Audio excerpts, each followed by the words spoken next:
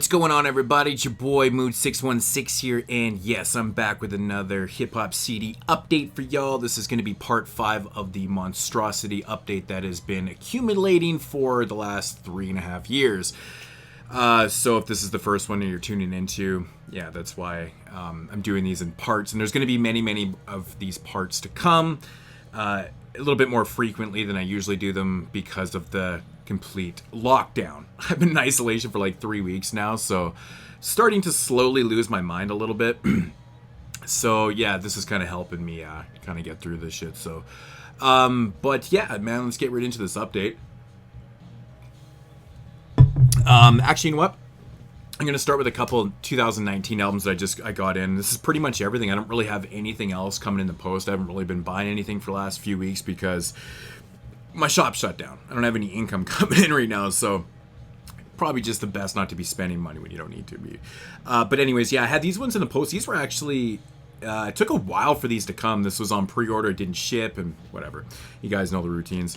But anyways, ITC Studios Volume 2, as you guys can see. You know, and their DITC does this. Put them in these little slimline cases. All produced by Showbiz. There's like 10 tracks on here, pretty much all handled from OC. First track's OC and Little Fame. You got Milano on here. David Bars does a couple tracks. AG does a couple tracks, and you know, OC and stuff like that. So, but man, this is fucking bangers from top to bottom, man. The OC tracks are just phenomenal on here, man. Like frequencies and stuff. And I think I swear those songs were supposed to be off a new OC record that was materializing, but it never did materialize last year. I'm not really too sure what happened with that, but yeah, this is really damn good, man. Really solid shit, man. I was very impressed with this. I was a little bit shocked that Showbiz had produced this whole thing, and like there was no Diamond D, no Buck Wild, no Lord Finesse production and stuff. But it is what it is, man. It's just really damn solid, but short. You know, 10 tracks. It's like over 30 minutes. You know, but it's definitely worth it. I enjoyed that a lot, and I also got in the 38 Special 1994 tribute kind of album. Basically what 38 Special did here is take some classic tracks, you know, beats and stuff, kind of flip them in his own way, and put some MCs over them and stuff. So what you got here, you got New York State of Mind, Warning, Mass Appeal, Superstar. I don't think you guys need for me to explain who actually originally sings these tracks. Most Beautiful Thing in the World, Come Clean, Rugged Never Smooth, Time's Up, Bring the Pain, PLO Style, Born to Roll, Stress, and Seen a Man Cry. So he does his own kind of flip on those beats and stuff. And some of the MCs on here, you got Flea Lord, Mussolini, Jamal, Glasgow, Benny the Butcher, Conway, 38 Specials on here and stuff, Husk, Kingpin, Planet Asia. Few tracks, or a few guys on here I haven't really heard of, but Ito, Black Cheese. I love Black Cheese. I actually put out a couple of kind of smaller EP things last year. Pretty cool. Street Justice. A couple other cats in here I'm not really too sure, but some of the MCs, it's kind of hit miss, but the beats are all really cool, man. I think he did an interesting job flipping these beats and kind of making them his own, but still having, you know, that original sound to them too. So kind of cool. But anyways, thought I'd get those out of the way quickly. Let's get into the update here, man. Starting off with Dejure from 1994, Day of Resurrection. Dejure is a German MC, actually, straight out of Germany. I think he's he's like native and black. He's like kind of mixed races and stuff, but very interesting, man. If you like that 1994 boom bap style, that's what you're getting here, man. Nothing more, nothing less, man. Like I said, from Germany, but totally adapted that 1994 boom bap New York style, top to bottom. About 19 tracks in here. The production credits say that him and another cat produced this whole album. I'm not sure how much either one did or what they did and stuff, but so it's all handled by like him and another guy. Man, the track on here, The Rain Is Coming, man. Fucking short, but it's just bangers, man. Just nothing but bangers throughout this whole album. But that song, man, kind of sticks out to me. But Day of Resurrection, pretty interesting. I know like later on he actually does rap in German and stuff, some of his later records and shit, but yeah, this is English. So Dejure.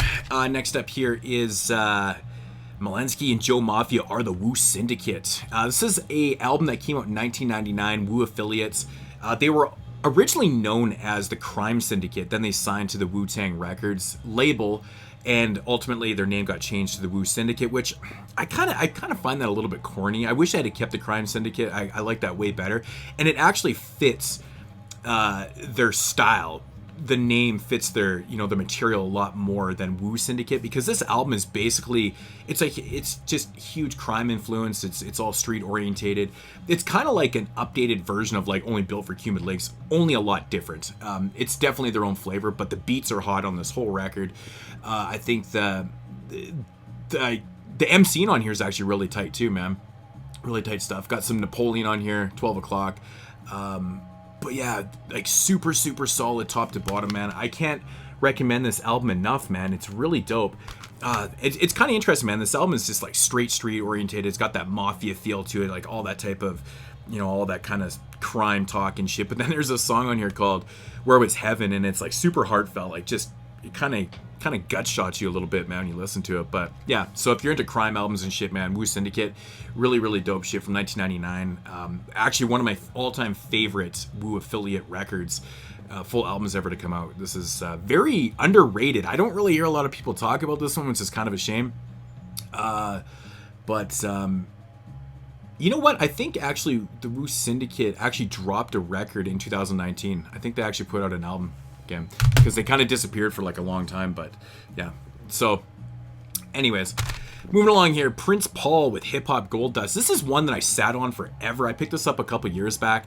I remember too why, because I was listening to a Prince Paul album and I was like, I don't have Hip Hop Gold Dust for whatever reason and stuff, so I decided to pick it up. If you don't know what this is, it's basically a compilation album of a bunch of unreleased tracks, a couple album cuts of his, a couple songs they'd produced for other artists that are, a little bit more rare to find and shit like that. But there is 2, 4, like 8 unreleased tracks on here from De La Soul, Resident Alien, which is cool that they included some Resident Alien on here, because Resident Alien was a group that Prince Paul produced for while he was still in De La Soul, but the album got shelved. It never officially got released.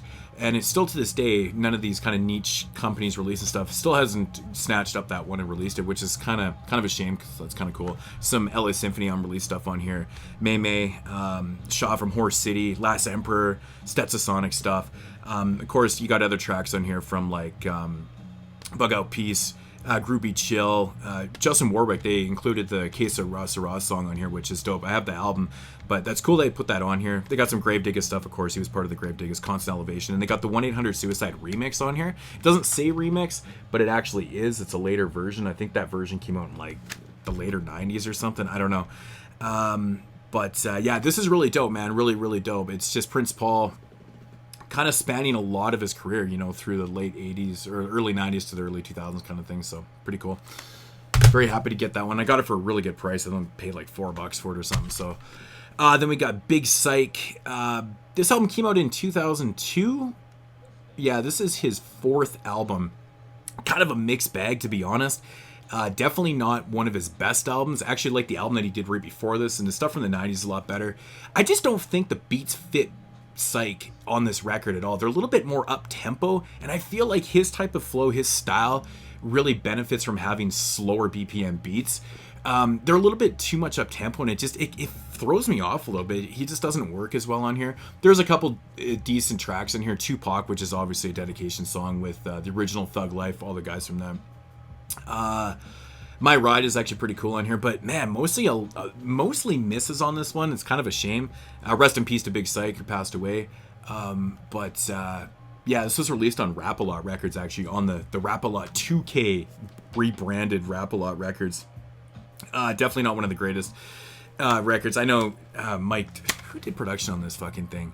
I think Mike Dean and some of the general Rap-A-Lot cats on here, but the beats is not their best work, but yeah. It is what it is. Next up here, Young Bleed, My Own. This is his sophomore album. His first album, My Balls and My Word, which came out on No Limit Records, which is distributed through Priority. This one was just on Priority. This album right here feels more of like leftovers for some odd reason. I know it isn't, because the production is a lot different on here. It's not from Beats by the Pound and shit, but honestly, this album's a little bit boring. I'm not gonna lie. It's a little bit boring at times. It doesn't really ever kind of pick up steam on this one.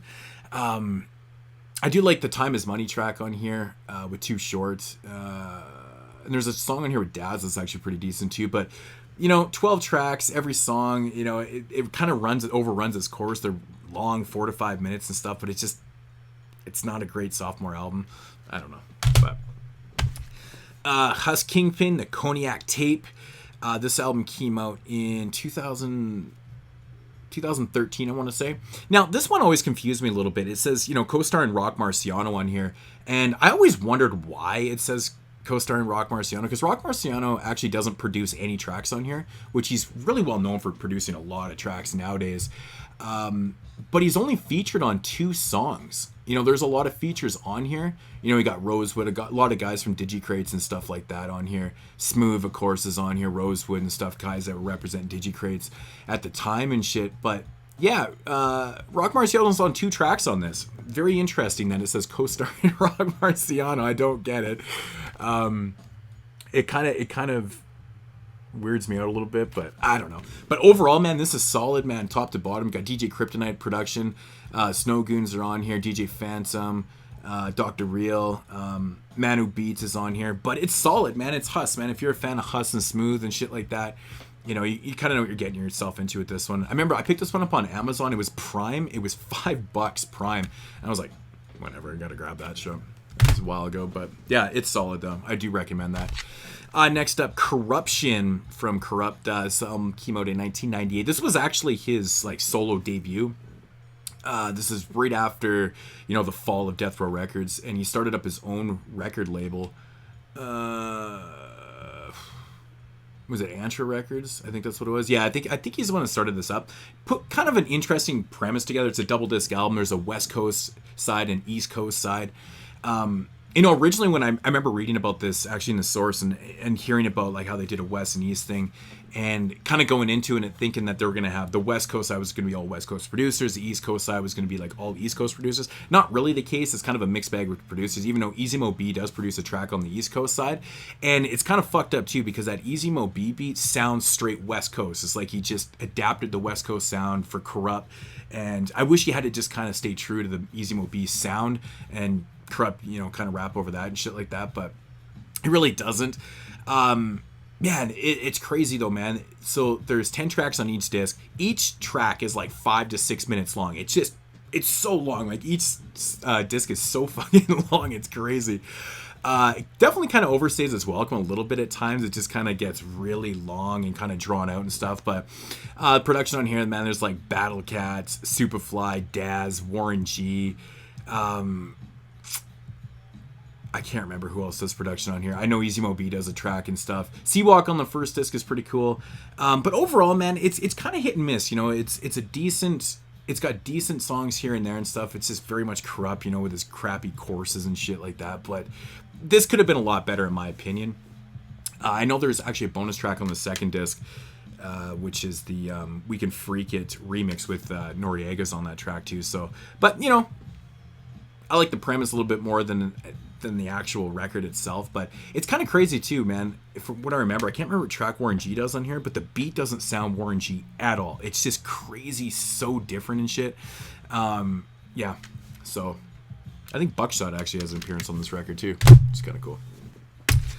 Next up here, Boston Underground. Yeah, home Boston Underground hip hop. So essentially what you're getting here is Boston Cats. It's a compilation of Boston MCs. You got the Creators. First track on here, which I believe was actually made. Actually, most of the tracks on here are made for this, I believe. They just kind of put this shit together. The Rex song Fearless is actually off of Rex's first album. And I believe the Insight song Rap Religion is actually off one of the Insight records too. But a lot of these songs actually I think were just kind of put together by Landspeed and put on here and stuff, so a lot of it is original material. Creators of Jason's group. It's got Edo G Groove, Big Shug, Crumb Snatcher, Acrobatic on here. You got solo tracks from Crumb Snatcher, Edo G, Edon's on here, KT, 7L and Esoteric, which is interesting too because that's the 7L and Esoteric song that's on here is not even produced by 7L or Esoteric. It's kind of trippy, but it sounds like 7L and Esoteric, if that makes any sense. Schizophrenic's on here, Raw Produce, with Mr. Liff and shit. So full of Boston MCs. Fucking cool. It's cool that Rex is on here because Rex is just, he's a fucking beast, man. Such a beast. But Boston Underground compilation, pretty cool stuff. Then we got Havoc's solo debut album, The Kush. This album came out in 2007. Of course, all produced by Havoc. You got some features from 40 Glock on here. Nice is on here. Pacino. You got Prodigy, of course. Nitty's on here. It's solid. It's solid. It's a little bit different production for Havoc. It's not as dark and stuff. I mean, it has dark moments and shit like that. It's not really his greatest work, but it's still solid. Definitely listenable. What's the song? I'm a Boss on here. Yeah, I think I'm a Boss was maybe it wasn't the first single. I can't remember. But I'm a Boss actually samples. Oh shit, dude! What's the Billy Brooks? The Billy Brooks track that Tribe Called Quest also sampled for Lucky Lucian. He uses that sample on that track, which is really dope. I think the Set Me Free song with Prodigy and Nice is really dope too. But it's solid. It's definitely Havoc has done better work than this, but it's pretty solid. The Kush. Then we got Ghetto Socks from 2009, Halifax MC. Actually, my homeboy Jason, I think he said he actually grew up close to where this guy lived in Halifax. Solid record though, man. Solid record. You got features from Pumpkinhead on here, Elda Sensei. You got Decisive, Moonshine, Edgar Allan Flow, which I've always loved. That name is dope. Timbuktu, some Canadian MCs, some American MCs, and shit like that. It's solid from top to bottom, man. There's some good cuts on here. It's just some fun fun hip hop, man. You think I gotta say, if you saw that dude, you'd be like, okay, that's gonna be some straight ass nerd backpacking hip hop. It's actually not though. It really isn't though, man. It's a lot different than Ghetto Socks actually appears to be. I think this is Ghetto Socks' third album I want to say, from 2009. But yeah, true to the day, good shit, man.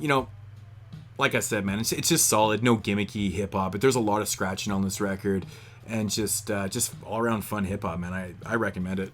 Pretty good shit. If you can find a copy. Another compilation here. We got Chronic Joints.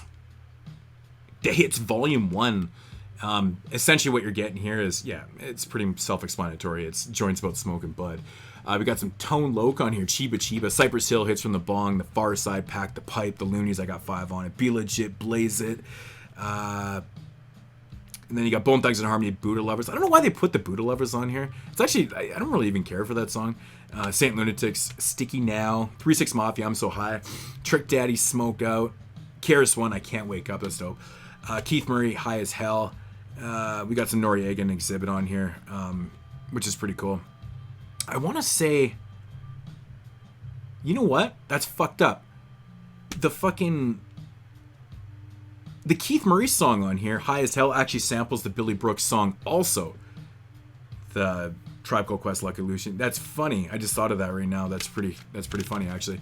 But yeah, Chronic Joints Volume 1. Kind of cool, man. Like I said, every time I come across these compilations and shit, I mean, I have most of the songs on the regular albums that are off this thing, but they're always fun to pick up. I think this thing was like under $1. 59 cents or some shit like that. Fuck, my nose is itchy. Jesus. Next up here, we got the Two Live Crew debut album, Is What We Are. Two Live Crew Is What We Are from 1986. This is actually when Luke was actually just the manager for these guys. So yeah, Luke doesn't actually rap on this, but I always found this album to be super fun, man. Like, We Want Some Pussy and shit, man. I mean, it's Two Live Crew. It is what it is. I used to have this on tape for years and years, but I think, like most of the Two Live Crew tapes from back in the day, parties, because these tapes were always being played at parties and shit. They always went missing. People always stole your Two Live Crew tapes, man. It was ridiculous. I must have bought these things so many times, but I finally ended up picking up a CD copy of this all these years later. In fact, I went back and picked up like all the Two Live Crew stuff that I had to replace because all my tapes just either gone or fucked up or whatever. But it's a fun record, man. There's like 8 or 9 tracks on here. It's that 86 feel, man. There's like, tracks just dedicated to the DJs cutting up wax. DJ Mr. Mix on the mix and shit. I love that, man. Just cutting up wax and stuff. It's fun though, man. Throw the D. These records just weren't coming out in 1986 like this with this type of content. So kind of solidified Two Live Crew as a very interesting group for the times. But yeah, I always like that record. Then we got Two Live Crew. Two Live Crew to Kendrick Lamar to Pimp a Butterfly. Now, I've always said, man, like when Kendrick Lamar put out Section 80, I thought that was pretty cool. Then I just kind of fell out of the loop with Kendrick and shit like that, and people just kept saying to me for such a long time, you got to check out To Pimp a Butterfly, man. If there's any album that's going to get you into Kendrick Lamar, it's going to be To Pimp a Butterfly. And I was like, okay. And people weren't really telling me exactly what it was going to be like, because the album that was out before this, it was hit and miss with me. So I popped in this shit, man. I was like fucking floored by the production. The arrangement on this album is phenomenal, man. Very, very funky. It's got that whole kind of Parliament elements to it and shit. But I was just really taken back by the musical aspect of this record. I know Kendrick is an interesting MC. He's got really interesting rhymes and flows and content and shit like that. But man, the beats really sold me on this record. I was completely taken back by just the way the samples were done, and just all the elements of different types of music and shit that were put into this record. Man, Kendrick kills this shit, man. It's really, really good top to bottom, man. Totally taken back. I re-listened to this album a couple days ago and just like, man, damn, man. I just love that shit, man. And it's very fitting that the album would start off with a track with George Clinton on it too and shit like that. So, To Pimp a Butterfly, man. I memean, I really don't have to explain to many people about this album. I'm sure a lot of people out there, even watching this, love this record, but it is really damn fucking good. I can't express enough how musically endowed that record is, man. The arrangement, just samples, music-wise, is crazy to me, man. It's really, really good.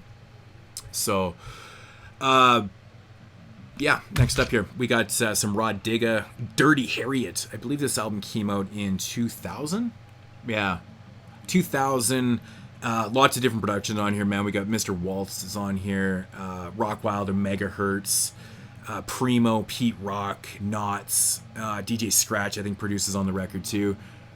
Got some features from Eva Sonia Blade, Busta Rhymes, of course, on here. The Outsiders, gotta have the Outsiders. Flip Mode Squad, you gotta have the Flip Mode Squad, since Rod Digga's all down with those cats and shit in them groups. I've always been a big fan of Rod Digga, man, to be honest. I've always found her super attractive, and her voice is dope. But she's actually really good lyrically, man. She doesn't annoy me like some female MCs do. But I don't know, man. She just got this flavor about her, man. She just kind of beefs up every track that she's kind of on and shit. Really good stuff, man. Yeah, Lessons of Today was produced by Primo. But yeah, man, good production, good shit, man. It's Dirty Harriet, Rod Digga. I dig it, man. I dig it. Next up, this was a fucking huge surprise to me, man. 8Ball and MJG's Space Age Forever record in 2000. I want to say this was I think this is their 6th album. I think it's their 6th album. And this is about the point where I kind of stopped with 8Ball and MJG, because the stuff that they were doing after this in like the 2000s, they lost me beat-wise and shit. I was like, I can't fuck with it. But yeah, this is really good, man. I'd never heard this album. I picked this up not too long ago. I want to say just a couple months back, and kind of gave it a shot. I was like, I'll give the 2000 stuff a shot, because I'd never heard this one. I heard a couple albums after this and weren't feeling them. Decided to give this one a shot, and I was really taken back by this, man. It kind of still has that older 8Ball and MJG sound, kind of mixed in with like the new millennial type sound. But it's good, man. There's a couple tracks produced by DJ Quick on here. Janky, which is like an interpretation of BDP's Jimmy on here. The J, the A, the N. Yeah. He also does Buck Bounce on here. But overall, man, it's very typical 8Ball and MJG. You're going to get that funky, that pimp shit, that club shit, that smoke shit. It's good, though, man. I actually really like it. And I love the album cover. I love the colors that are used on here. 8Ball, I love 8Ball. I think he's a great lyricist. He's, he's just kind of underrated in my opinion, but good shit. Moving along, we got some Fat John, also known as Maurice Galactica. This album came out in 2001. It's kind of like some really kind of spaced out, instrumental, abstract. How else could I just describe this shit, man? It's like very atmospheric, kind of down tempo, but then he switches kind of elements on this record at times too. Like you'll have this kind of abstract down tempo kind of shit, very sample orientated, and then it'll kind of go into a little bit more boom bap sound. So there is different flavors throughout this and shit. If you're into like, kind of instrumental, odd instrumentation, I can't say that word right now. Interesting arrangement and shit like that. I really dig this, man. I'm a big fan of Fat John's production. This was his debut record that he just kind of did as a solo instrumental record and shit like that. But I think it's pretty interesting shit. You want to check that out for your instrumental records. Next up here, we got Microphone Masters. I think this compilation came out in 2007. And this was actually kind of disappointing to me because I hate when they put these things out and they're just edited. Like, I couldn't even find like an explicit version of this record. So they put this out by this company, what is it? Different Distribution.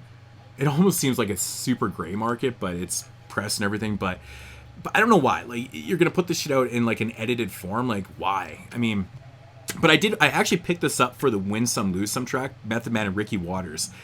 I believe that was actually used on one of the NFL video games. But I picked it up for I know it was on the Woo Box compilation too, but unfortunately it is added on here. There's only a couple swear words and shit, but it's such an odd compilation, man. It's got Mobb Deep going back to Cali, which I know was on one of those official mixtapes.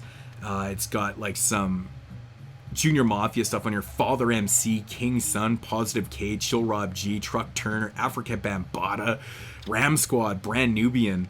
Like, it doesn't really sound that bad. It's got some KRS-One on here and shit like that. There's a song on here, Bless the Mic, with Melly Mel, Grand Poobah.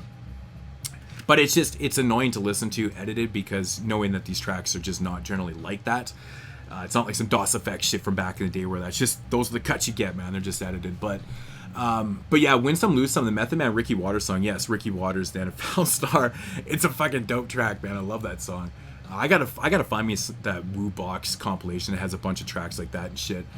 It's been on a list to get forever. Just gotta find it for the right price. But Microphone Masters, kind of a disappointment that it's edited, but whatever. It was like $1. Who cares? Next up, we got Vast Air's debut solo album, Look Ma, No Hands, from 2004, released in Chocolate Industries. This always trips me out because, you know, it really should have been released on Def Jux because it has that Def Jux appeal. It's completely... It doesn't sound exactly like LP's, you know, Cannibal Ox record that he, you know, produced, but it does have a lot of really dope production on this, man. It's got Blueprint, Doom, Madlib, I know produced on Alatola, Beat Miners, RJD2, Jake One, I produces on here, Camel Toe, NASA, rest in peace of Camel Toe. It's just so many different fucking producers, but got some features from Aesop Rock's on here. We got fucking Poison Pen. Breezy Bruin from the Juggernauts is on here. Of course, Vort Omega's on here from Cannibal Ox. Sadat X, Sinclair, Blueprint, MF Doom. The song actually, the Super Friends with MF Doom, man. Everyone's heard that shit, but it's dope. But this whole album just has a great feel to it, man. It just bangs. Really, really fucking bangs. So, I highly recommend this shit, man. It's awesome. So, yeah. Next up here is JJ Fad Supersonic. This album came out in 1988, all produced by Dr. Dre, DJ Yella. It says co-produced by Arabian Prince on here. Now, man, it kind of frustrates me a little bit to see a credit saying co-produced by Arabian Prince. There's so many songs on here that sound 100% Arabian Prince, and Dre just has his name on there. I swear to God. There's a couple tracks in here that do sound very... like Ruthless from that time, and Dre and Yella produced tracks, but some of these sound Arabian Prince. I'm not a big fan of JJ Fad, you know, as a group. Like the MCs, they're a little bit annoying and stuff. Supersonic's, you know, classic and shit, but man, the beats are phenomenal on this record. If you're a fan of Arabian Prince and just Dre's production from those days, man, fuck, man, the beats are so sick on this record. I would love to get the instrumental record release of this, which I don't think there actually is an instrumental release for this. That, to my knowledge, if there is, and somebody's, you know, still watching this, let me know down below. But the beats are amazing because, like I said, I'm a huge Arabian Prince fan, and this shit just screams Arabian Prince. But you know, I mean, it's fun to listen to if you can just kind of drown out the MCs. Like I said, not a big fan of JJ Fad, but the beats are amazing. Odd little thing about this, actually, JJ Fad was the first group actually signed to Ruthless Records, so that was outside of the whole NWA thing. So. But yeah, the beats are just hotter than shit on that. But we got Wild Child's debut album here. Of course, Wild Child from the Loot Pack, Secondary Protocol. Yeah, man. Huge Loot Pack fan. You know, oh, man, Loot Pack Records so fucking dope, man. This came out in 2003, Stone's Throw Records. All the production's handled by Ono and Madlib on here. Basically split between the brothers. I think Madlib does 9 tracks. Ono does like 6 or something like that. You got some features from all the usual suspects, The Licks, Feel the Agony, You got Planet Asia on here, AC Alone, Spontaneous. You got fucking Med on here. Shit like that, man. It's just, this is classic Stone's Throw, Madlib, Oh No shit from this time. I love Wild Child's and MC. Just nothing but bangers on here, man. Yeah. The come off, man, with the licks and Feel the Agony, man. Super, super sick. Fucking getting pop-ups here. But yeah, just overall amazing. This is awesome shit. Really, really love that one. Next up is the G Code by Juvenile. This album came out in 1999. This was his fourth album. I think his third on Cash Money. You know what I just cannot believe? Like, you know, just reading into the history of Cash Money Records and Manny Fresh. Manny Fresh, I've gained this appreciation for Manny Fresh over the years because this dude has literally floored me.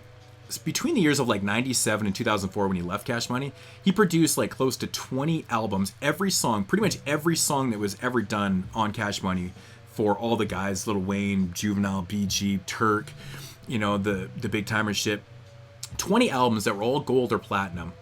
And he produced every song. And it's like, I never had the appreciation for that time period with this stuff, but, you know, going back and checking out some of these records now, I've really gained an appreciation for this type of shit, man. It's super fun to listen to, man. I was listening to this record the other night, I was having a couple drinks, I'm just like, man, fucking Manny Fresh's beats are busy, they're creative, they're fun, and it just, even if Juvenile isn't like really the greatest MC in the world, it's still super dope to listen to.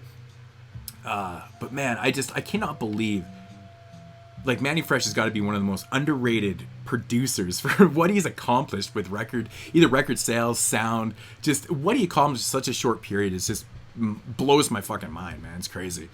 But the G Code, man, there's some really good shit on here, man. You know, all the usual suspects, you know, you got BG, you know, Big Timers, you know, Hot Boys, all the guys from the Hot Boys, all that type of shit, man. All over the record, but good stuff. And long, man, long. Like 16 tracks is like a No Limit record. 16 tracks, like probably close to 80 minutes long. It's nuts. Another one here from 1988, Kurtis Blow, Back by Popular Demand. This was Kurtis Blow's 8th album. He put out an album like 80, 81, 82, all the way up to like 86, and then 87 he didn't drop one. Then, of course, Back by Popular Demand, Kurtis Blow returns in 1988. And this was pretty much his last album. I know he did something later on, maybe in the 2000s or whatever, but not a great album by any means. Only the Strong Survive is a track I like on here. It's mostly produced by Kurtis Blow, but, you know, for the standard of 1988 and how dope that year was, this is definitely bottom of the barrel shit. So it's not really great Kurtis Blow, but, you know, it's still interesting to have in the collection. It was one I didn't have. I actually got to go back and kind of pick up some of the earlier Kurtis Blow stuff too. I have a few albums, but I am missing a couple, so yeah, kind of cool to have. It's hip-hop history, man. It's Kurtis fucking Blow. Adore, Shock Frequency. This is technically Adore's second album. The Concrete was supposed to originally come out in 1994. It got shelved. It did just recently get an official release from Hip Hop Enterprise, 25th anniversary re-release and stuff, which I got to pick up. But Shock Frequency came out in 1998. It actually took 5 songs from the Concrete and put them onto this album and recorded a bunch of newer stuff on here. I want to say, what were the tracks? The Penetration is one. The Kid is Crazy. From the Concrete. Enter the Center, I think. And Let It All Hang Out, I think, are the tracks that came from the original album. Then, of course, he's got a bunch of new tracks in here. But this is, you know, it kind of feels like that kind of mid-90s dusty boom bap shit like that. There's, 3 tracks produced by Pete Rock on here. A couple tracks produced by Diamond D. But I like it, man. Adore is, you know, he's kind of one of those cats. I mean, I'm sure most people have heard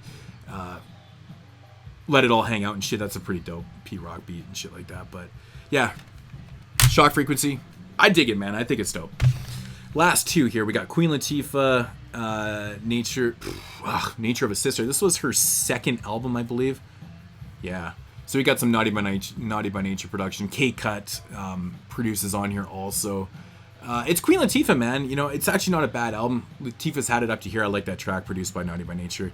Naughty by Nature is credited as a group. I'm sure it was probably KG that produced the track, but I don't know. Can't be sure for certain.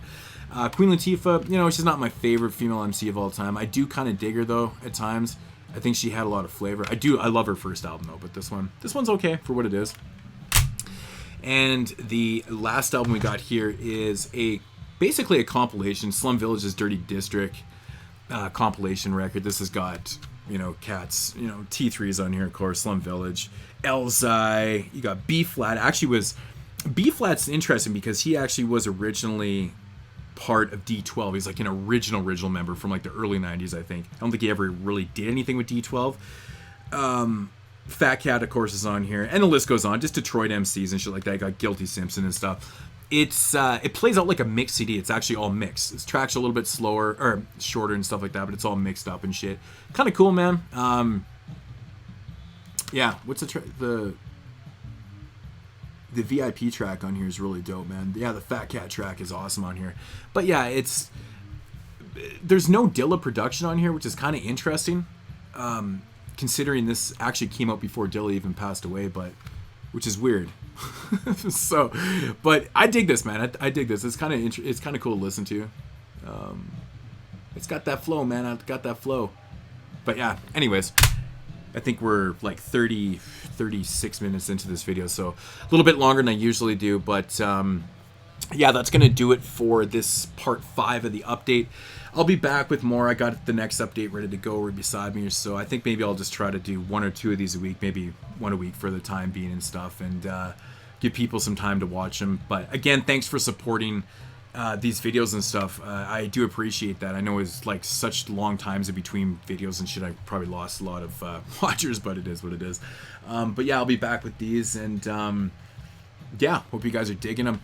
I'm going to get to some of these top 10 lists eventually. Thank you for your ideas in the last video and stuff. If you're just watching this right now, I was just asking for videos or ideas to do top 10, you know, fun little top 10 videos, you know, top 10 fucking albums from whatever, just topics for top 10 videos, just to put out some more content and shit like that. So, but anyways, guys, I'm rambling on. I'll check you guys in the next video, and as usual, deuces.